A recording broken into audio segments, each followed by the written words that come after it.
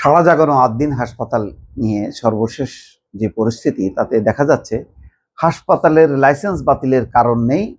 আইনজীবী শিশির মনির আদ্দিন হাসপাতালের 6 নবজাতকের মৃত্যুতে 2 জনকে চাকরিচ্যুত, হাসপাতালের লাইসেন্স বাতিলের কারণ নেই আইনজীবী শিশির মনির।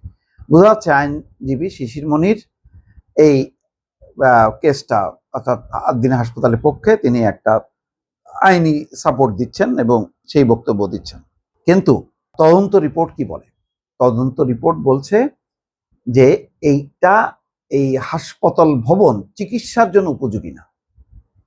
তাহলে আমি মানলাম, আমিও চাই যে আদ্দিন হসপিটাল এটা তাদের একটা কি বলে একটা প্রতিষ্ঠান, চিকিৎসা প্রতিষ্ঠান ধ্বংস করার মধ্য দিয়ে কোনো কোনো কৃতিত্ব নেই। আদ্দিন হাসপাতালের একটা নাম আছে, অনেক দিনের পুরনো হাসপাতাল। যেভাবেই হোক না কেন, এটা যখন জন্ম হয়েছে, এটা বেড়ে ওঠা যখন পূর্ণতা পাইছে তখন অনেক ত্রুটি বিচ্যুতি নিয়ে এটা পূর্ণতা পাইছে।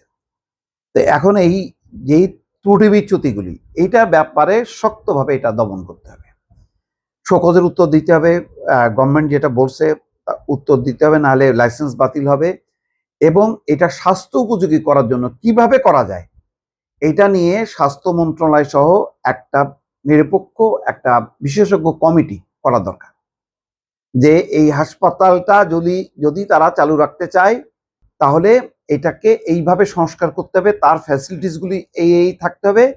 এটা যারা চিকিৎসা শাস্ত্রের সাথে যুক্ত, চিকিৎসা বিজ্ঞানী বিশেষজ্ঞ, তারা খুব ভালো জানেন যে এটাকে কি করতে হবে। সুতরাং সেইভাবে এটাকে রিকনস্ট্রাক্ট করতে হবে। এইটা ছাড়া যদি অ্যাজ ইট ইজ দুজনকে চাকরিচ্যুত, ওকে একটু সাসপেন্ড, ওরে একটু টোকা দেয়া, 2 মাসের বেতন আটকায় রাখা, এইগুলি দিয়ে কিন্তু এটা পার পাওয়া যাবে না।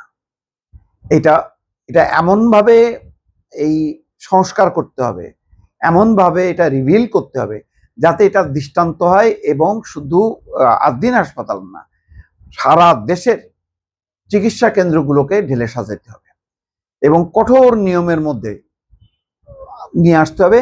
ব্যাঙের ছাতার মতন গড়ে উঠছে, ঠিক আছে, গড়ে উঠুক, কিন্তু গড়ে ওঠাটা পর এটা যাতে প্রাতিষ্ঠানিক রূপ নেয়, সত্যিকারের চিকিৎসা উপযোগী হয়। কারণ আমাদের নানা ক্যাটাগরির, সামর্থ্যের নানা ক্যাটাগরির অসংখ্য রোগীর শেষ নাই। এখন এই চিকিৎসা প্রার্থী তাদের সামর্থ্য অনুযায়ী যাতে চিকিৎসা কেন্দ্রগুলো থাকে।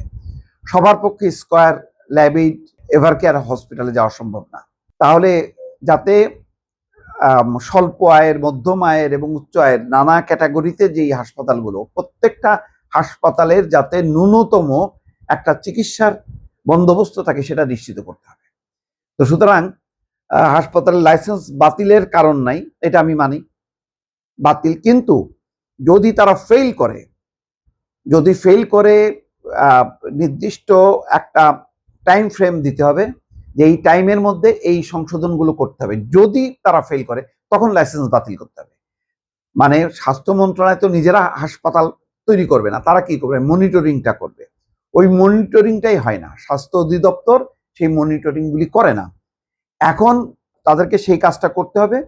তারা যদি দেখে যে তারপরও হাসপাতাল, ক্লিনিক তারা সেটা অনুসরণ করছে না, তাহলে এটা বাতিল করতে হবে।